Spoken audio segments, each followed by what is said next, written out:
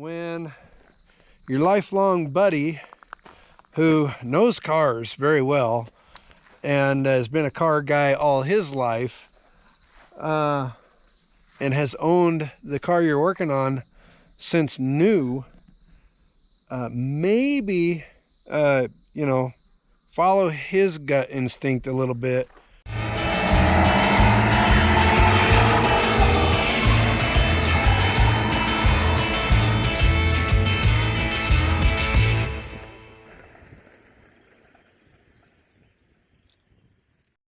Hey everybody, welcome back to Freedom One Garage. We got another new patient alert here. Feast your eyes on this guy. We got us a 1992. This is the OBS body styles. 1992 GMC 1500 standard cab, short box, 4-wheel drive. Owner of this truck is kind of a lifelong friend of mine, lives in a neighboring community, and I'm going to tell you what, he bought this truck new in 1992. It's a one owner. He's had it its entire life, and obviously, I mean, the driver's rocker is real rusty, the passenger rocker is getting rusty. 180 some thousand miles, we'll look at that in a minute, but the truck is beautiful. Yeah, it's got dings, it's got scratches. It's 31 years old and looking like this. And if you know, because you probably do know, this first generation of General Motors paint and clear coat on these trucks, most of these trucks before they were even 10 years old, the clear coat had just it was gone. The clear coat was gone, and you really have to work to keep the paint looking good. And it's a testament to folks who are willing to put keep their trucks and cars looking this good for this long, because if you didn't, it'd get you. Let's pop a door on this guy though. Now, I don't know if I've said this in a video before, but another thing about this, I call it first generation. It's not, but we're talking late 80s, 90s General Motors, especially in my field. I was a tech at a GMC truck dealership. And you want to talk about, over the years, door buzzers. This generation of truck, suburban, light duty vehicle has got the most annoying and aggravating door buzzer known to man. And they right here, they're actuated right here. We used to have, and I still have it somewhere in my toolbox, a little piece of rubber fuel line with a stubby on it that you could wedge in here, so when you're working on stuff, you get it turned off. But the most annoying sound in my mind, and maybe it's just because I spent several years, listening to it for a living. 189,000 miles. This one has, he didn't put the cubby up here. He did delete on the factory radio, and it would have had a CD player here that went to the factory radio, just the CD player. But then you get this, he looks like he got his color matched. That's pretty fancy. But then you get an aftermarket piece that goes here, and you can slip in a single DIN radio. He's got the Pioneers in there. We've got a nice big cup holder, 4-wheel drive. This is when you still put your transfer case in and out of 4-wheel drive with your hand grabber. Now it does have the get excited actuator in the front axle that was really prone to going out, but this one has, the power windows, the power locks, the air conditioning works good. We're missing, I just noticed this, we're missing a headliner. I'm sure, and again, this era of headliners, they just started falling down on a person. But yeah, no headliner, but everything else is, it's just in great shape. There's not a crack in the dash. Everything's lovely. The door panels are good. This is 190,000 miles. You got the wear on the door panel from the old arm hanging out. And then we got some wear on the seats, a little beat down here, but mostly really, really good. We even got the factory floor mats.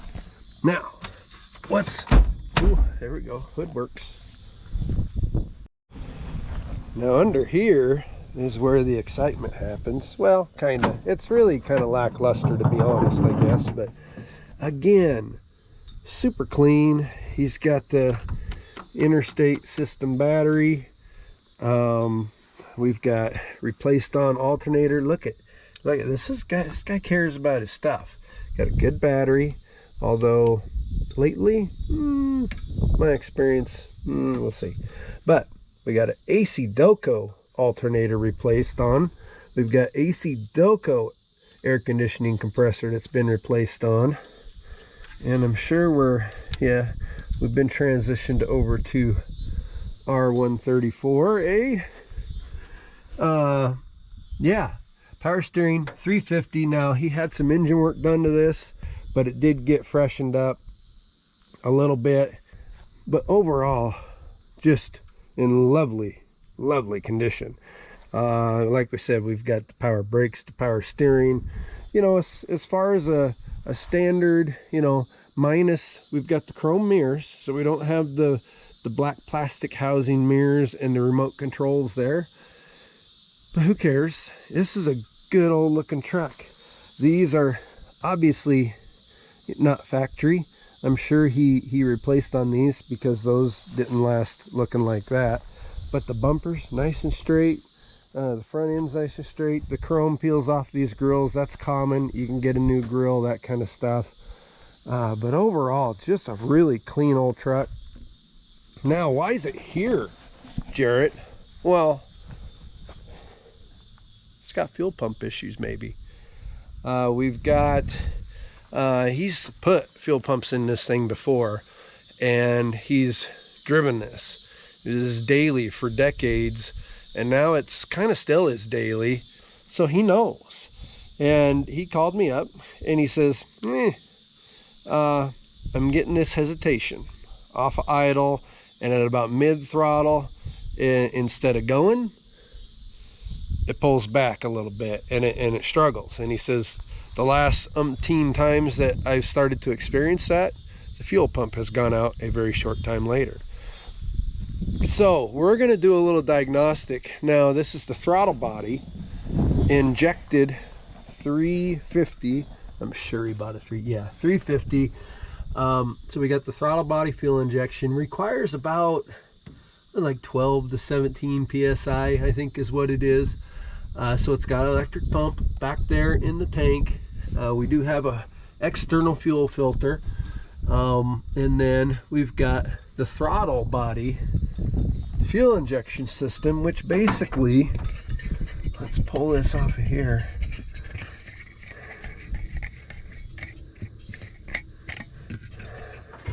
Ooh, this lid hasn't been off in a little while.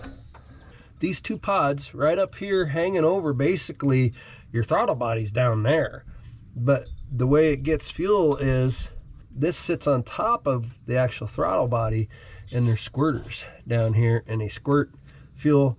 It's almost like their Venturi's just shooting fuel like a carburetor would, except there's some computerization involved, some zeros and ones telling you exactly how much fuel to add. Now, these can go bad, these throttle body injectors. The nice thing is when this is running, we'll be able to look down here, and that's one of the first things we'll diagnose, and we'll make sure that those are spraying real nice and cleanly. It looks like we're getting good volume there. And then we're going to go ahead, we can put a fuel pressure gauge on this thing, and what we need to do is we need to get it hot and see how it runs warm, because you know, electric motors, even if they're suspended in fuel, as things heat up, and he kind of said that this was happening more on warmer days is when he would notice this. So as you know, electrical motors heat up, they become less happy sometimes. First thing we're going to do is go drive this a little bit and see if we can recreate that sluggishness, and then we'll come back, get it good and warmed up. It's not hot today, but if we drive it around a little bit, we might get it to kind of tell us what's going on. We'll throw a fuel pressure gauge on it and take a good look at those throttle body injectors and kind of go from there. Now eventually the owner of this truck kind of hinted that, you know, maybe over the winter or down the road, rockers and cab corners. And this side's really bad. I'll just kind of give you a little peek. We've got inner rockers pretty much toast. Oops, there's a piece fell off. Outer rockers obviously toasted. We're gonna get surgeried into here a ways, and then cab corners and that kind of thing. But you know, we'll cross that bridges when we get there, and if we can help them out with that, we will. But this truck, and if you don't know, you should know, standard cab short box OBS Chevys. Now everybody's taking the 2-wheel drives and they're lowering them, they're putting big wheels on them and stancing them out, and they look completely badass, don't get me wrong. But to me, I mean, this truck, same colors. I wouldn't touch the color pattern. I mean, you gotta go, that's about as 1992 as you can get with that color scheme. 4 inches of lift, and let's not get crazy, maybe some, you know, 33-inch rubber, and I have to be clear here, nothing larger than a 17-inch tire. We aren't not building a skateboard here, okay? Okay, I apologize. I don't know why I didn't take the GoPro with me on this little road test, but we have updates, and it's a little, I mean, just maybe a little perplexing. Here's the main issue. We're stopped right now on a barren road in the middle of Timbuktu. Right there. That was not me letting off the foot feet. And guys and gals, I don't think that was a fuel issue. We're gonna do this again here. You tell me, tippy tap in the comments down below, if you know, right off the get, knowing nothing about this truck and everything else, if you think this is fuel. Watch the tach. See that? We lost ignition. I'm almost positive we lost ignition there, because I can floor it now, and if it was a fuel delivery issue in second gear, it would do the same thing, I think. We'll get over this humpus, and then we'll do her one more time. We're gonna stop one more time here. We're stopped. We're about half throttle. We're gonna get back to the shop. I'm gonna check into something that I believe could be a culprit in this, and we'll catch up then. But right now, I'm not ready to condemn this fuel pump just yet. Back in the shop just like that. Kind of warm under here now, but we're gonna check the most likely culprit in this whole little dropout of what I'm thinking might be ignition. Take the air cleaner assembly off, no big deal. And if you didn't know, the other problematic drivability item on these, and I've listed several things now with these OBS Chevys and GMs that are problematic, but when it comes to ignition, yeah, the ignition modules are an issue. What happens is, if they aren't completely happy with the quality of current that they're getting and the ground that the module's getting, then they'll throw a fit. And this one ain't great. We've got the cap off. We've got the little rotor guard in there. We've had moisture in here, you guys, and it looks like we've got a new connector. It's a little rusty. The cap itself isn't horrible. Here's our rotor. It ain't great. It ain't horrible, but it certainly ain't great. And then Yeah, somebody has spliced a new connector to the module. Looks like they used heat shrink connections, but then didn't heat shrink them. So maybe we'll finish that. And what I'm gonna do is hang on, I'll get you in here and show you this a little better. Now, here's what we're talking about. My light's kind of in the way, but I want to have you have some, but I want you to have some good light. Cap, not horrible, but we do have some buildup on the leading edge of each terminal, so we need to replace on that. And then we've had some moisture getting in here, but here's our ignition module. You can see our screw. These screws ground the module to the base. The base itself has some corrosion over here, but look at the amount of just rust in here. So we're gonna undo both of these two plugs here, undo these screws, and we'll look at the bottom of that module a little more closely. So it doesn't look horrible. We've got a little bit of rusties there. Those connectors look all right. This is Select brand. I don't see anything on the bottom of that. We do have what maybe is a little bit of bulging. Looks like maybe some of the internal, but that could just been how it was made. But here's one of our problems, is getting this grounded good. There's one screw. The other screw is not as bad, but this one's just junk. I'm gonna give customer a call and we'll see. He'll probably want to do this, but cap rotor module, and then cleaning up that shaft and the rotor on the distributor a little bit, and with some electric parts cleaner, and then we'll see. Okay, I think you can see we've got this whole back area cleaned up now.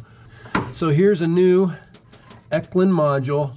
Right now, as far as ignition parts go, if it ain't from your manufacturer, I would trust Eklund next. And so that's the call we made here. We bought, this is Napa brand, but it's not their basic brand. The Eklund is what you're after. They're still making good stuff. And it comes with its own tube of dielectric grease. And what you do is you just get that all happy on this base. And do not be afraid to use what they sent you as far as the entire little disposable tube. And we're just gonna smear it all on there. And I don't have a rag, so now I gotta go wipe my hand off. And then the plugs go to the back like that. So, and my camera just moved.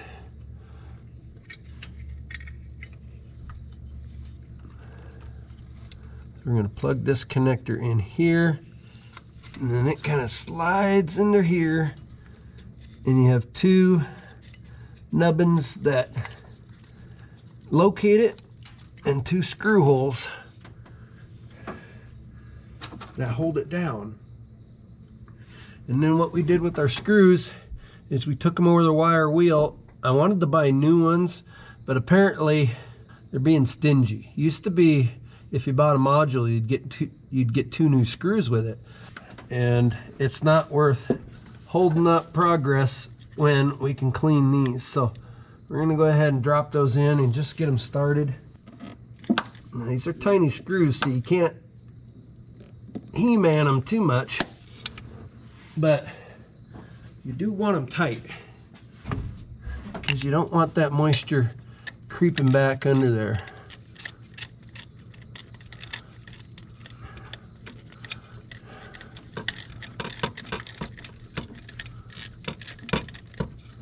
Come on.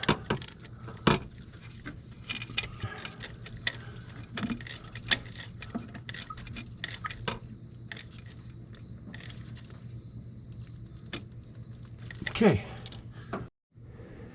So you might be asking yourself, well, why Napa and the Eklund brand? Well, let's take a look at this cap. This is obviously a replacement. This is not a Delco cap. It's gray, standardized plastic. Kind of has those grayish aluminum mixed metal terminals, which are, like I said, gathering crud on the leading edge. And then your little button on the inside, I mean, it moves and it's there and it's spring loaded, but it's a little, you know. Now, let's look at the Eklund cap and let's bring it out here.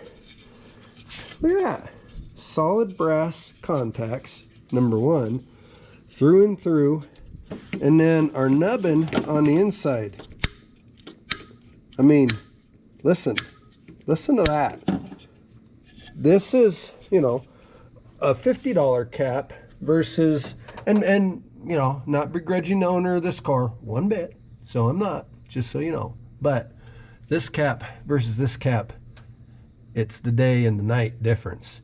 We're gonna throw this on, and we got the Eklund rotor. We'll throw this back together and road test again.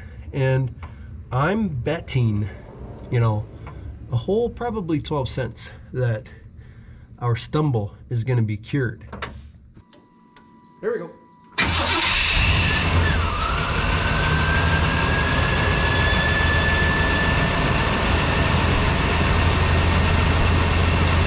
Sounds real good.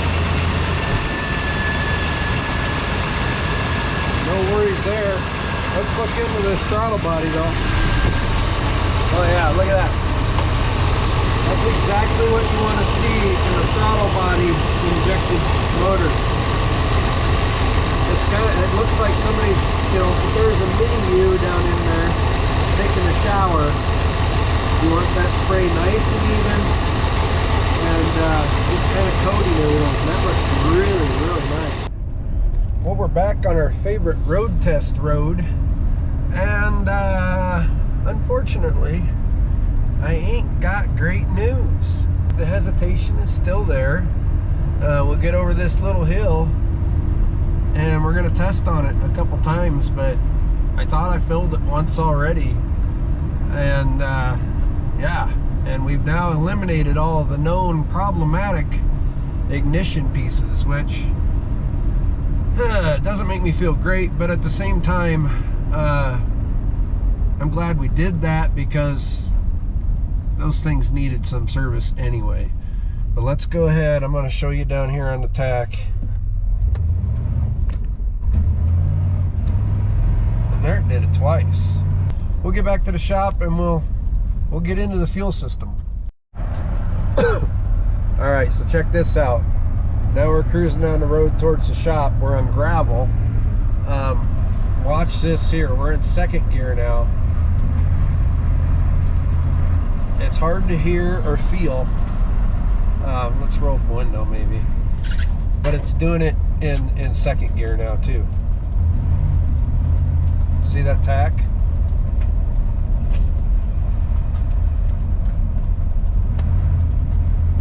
So yeah, we might be starving for fuel, and it's just so noticeable in first gear that it kind of masks itself. We changed the fuel filter, and I'll put a picture in here. I sent it to the owner. Quite a bit of rust on the inlet side of the fuel filter, meaning it's coming from the tank side. In fact, here's the filter. Still kind of laying next to the driveway, and here's the rust stain. This is the fuel, the little bit of extra fuel that we drained out of the filter. We are going to get a fuel pressure gauge on it and go ahead and kind of do what the customer asked us to do in the first place, and that is, well, we aren't going to put the pump in yet. We're going to do some diagnosis on fuel pressure. Now, this thing, the throttle bodies, I thought they had a port. They do not. But you can get, if you have the right fuel pressure kit or tester, you get a little piece. And this is from the freight harbor. I haven't had this super long, but I'm glad I remember I had it because this is the GM TBI adapter. Is exactly what it's called. Get a light. And what happens is, in here, you got a large fuel line goes in the driver's side, the return line comes off over here. So what this does is you literally, you know, put it in there in between the input side and the throttle body, and then you can throw your gauge on here. So we're gonna do that and take this for another drive. Gonna have to put some fuel in it. I've driven it enough that, you know, we need to make sure it's got fuel, that it's happy. And then also, when you get a fuel pressure gauge, test gauge, if you buy something, make sure that what you're buying has a long enough hose that either you can take it all the way into the cab, which I don't think we're going to quite make here, but what we can do is we can route that hose up under the back of the hood here, and we can put it up here in the windshield so we can actually watch our fuel pressure while we drive. All right, so here we are, road test number, I don't know, it's beyond 2, I think 3 or 4. But we've got our fuel gauge zippy tied to the windshield washer arm, windshield wiper arm. And if you look, we're at about, I don't know if you all can see it, normal is 9 to 13. So I was a little bit off in the intro, and I apologize for that. So we're just below spec here at idle, but let's do this and then I'll tell you what else we found. There, it dropped down a couple times there. Let's do it again.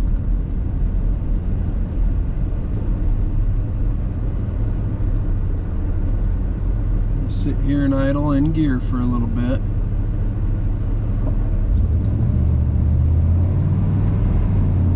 And see, we didn't have it that time. It dropped just a little bit, but then went right back up to 8.5.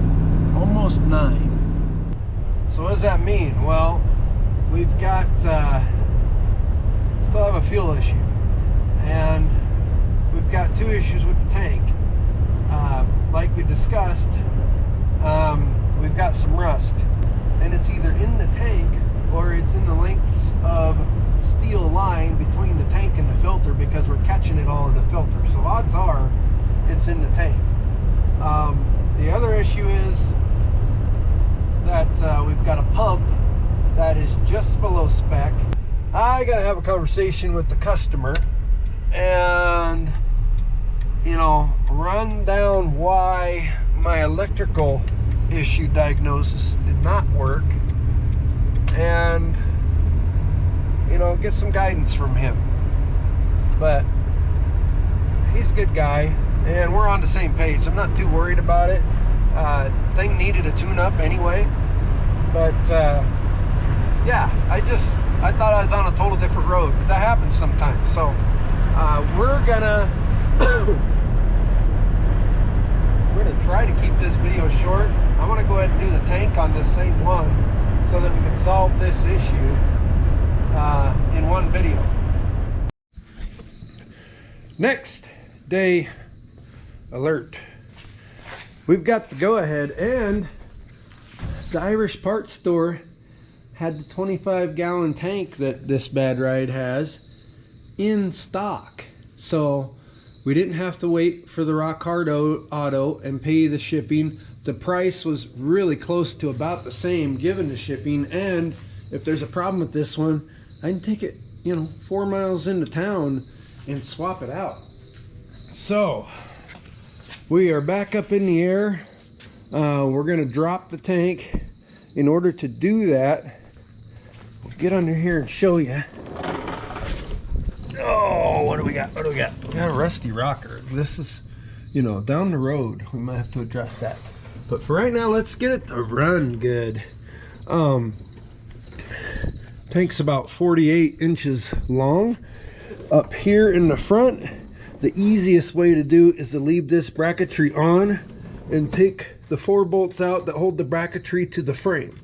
And then we can take the front of the tank down with the bracket. And then on the back, it has the typical fuel tank strap with the 15mm bolt up here. And then we've already disconnected the electricals. We've got a fill hose here that will take off right here because we can manipulate that and fold it around. The vent hose, we don't want to have to worry about trying to manipulate this metal chunk, so we're going to take it off up in there, and then we'll lower it down a little bit more before we take the vent and the fuel pressure and the fuel return lines off. So shouldn't be a huge deal. I'm going to put you on the wax and grease remover tripod over here and do a little time lapse because I got appointments this afternoon and we got to get this done.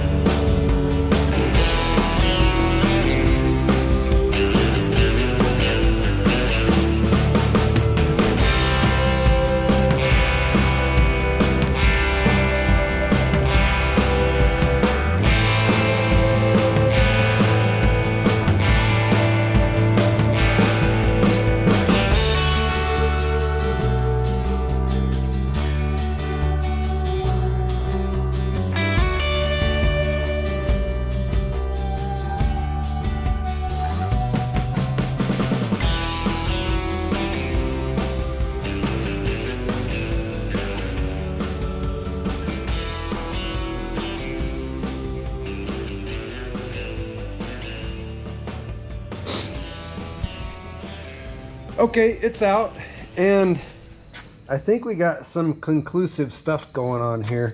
Number one, and this pump hasn't been in there very long, but look, this is the vent connection here, and look at, see the white crispies?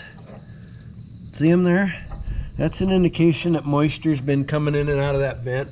Now that's somewhat normal, but we do, you know, it is verified that we've got some moisture just from ambient air coming in and out of this thing. But when I lifted up one end to take it off the jack, there was some sloshing. There's a little bit of fuel left in it, but there was also another noise. So listen real close here. I'll try to be quiet for 2 seconds.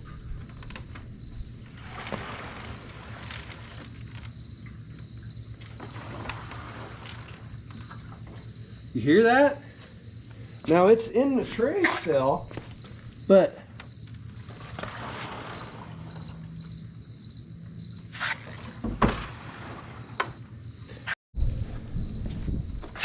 okay, now you're on the customer's bumper tripod, and this is a little bit older style metal. It's a steel sending unit, base, and you know, all the sending unit's steel. The lock ring is also steel, and the lock ring, well, it locks in there, but it twists in, and it requires a little bit of force, which means you're going to use a chisel and a hammer, but not just any chisel like I've said on previous videos. You got to use a brass punch on these and not a chisel. I meant punch, but use brass is the main thing. Why? Because if you put steel on here, and I can smell the gasoline vapors in the air right now, we're just hovering over the gas tank here. If you miss with the hammer on the punch, or the punch slides off of this steel just right, you could make a spark with a steel punch. You can't do that with a brass punch. And there's 3 little tabs Just kind of work it around counterclockwise. There. Now we're loose. And let's see. Oh gosh. Oh golly. Oh gosh. Oh golly. Yeah. Yeah, that's the problem. Look at that, our socks full of rust. All of our bits at the top of the cinder are full of rust. Oh my golly gosh, you guys.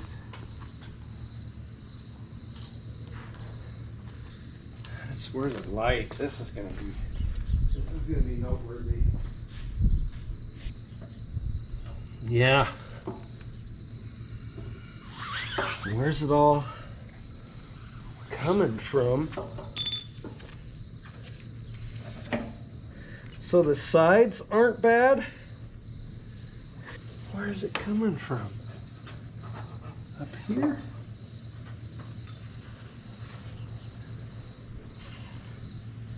We've got a little bit of rust, a little bit of rust, a little bit of rust, but a lot in the sock, and the fuel's cloudy. I'm gonna have to get the mirror in here and, oh, there we go, right down there. Okay, you can't, I'm not ever going to be able to get you guys to where you can see it. But there's a big rusty spot over in this area on the inside, on the top. Good news, the Irish parts store tank does appear to be pretty close to exactly the same as what we took out. It's got a nice paint job on the outside. It does not have, that I can see, any kind of a rust inhibitor coating on the inside, but most replacement tanks don't. So from the mechanic technician side of things, this is awesome because number one, we don't have to worry about it blowing up, and number two, it doesn't have any fuel in it at all, so we'll be able to just kind of mosey this up in there without too much problem. Now the downside is the back strap that comes with the bracket. It's never been off before, probably. That bolt snapped right off. And in order to get the strap, it's part of the bracket thing. So we're gonna save on some money for the customer, and we're gonna go find in our bolt drawers over there another metric bolt, and we're just gonna zip zap that onto the end of that so it's about that same length and run it. I didn't have a metric bolt that was threaded this long, but we had some 3/8 ready rods, so this is going to have an SAE nut on this strap because, well, America, and it'll work just fine. So we're going to tighten that up, and then we put our cinder in. It's the reverse of taking out, you know, and there's no fuel in here, but we still use the brass punch. Life is pretty good. We're going to get this under there and installed. I don't think I'm going to time lapse you on the install. Let's just get it back together and see what we got. This sucker primed. You see, I put in about I don't know, half that much fuel. We ain't putting any of the old stuff in here. Okay, I heard the fuel pump run.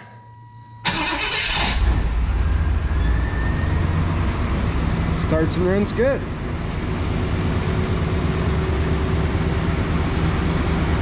Real good. No leakages. Life is good. I did accidentally bump up against the cab corner here with my shoulder one time, and I knocked a little chunk out. Sorry, Craig. Yeah, so that's going to have to be addressed down the road. But for right now, we got a runner. We got an appointment here in about an hour, so we're going to back this out, do a quick little road test, and it should be done deal. I kind of forgot to do an outro. I was going to test drive it one more time and take you all along. The hesitation's gone. It's running great. Fuel gauge works, all that good stuff. Yeah, so turned out pretty good. I did learn something though.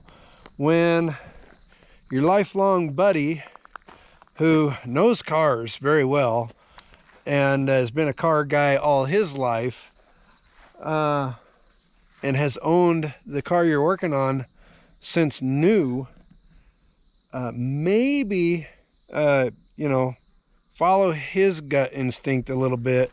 You know, the ignition stuff we did needed to be done, but in the end he pegged that diagnosis, so it's fixed.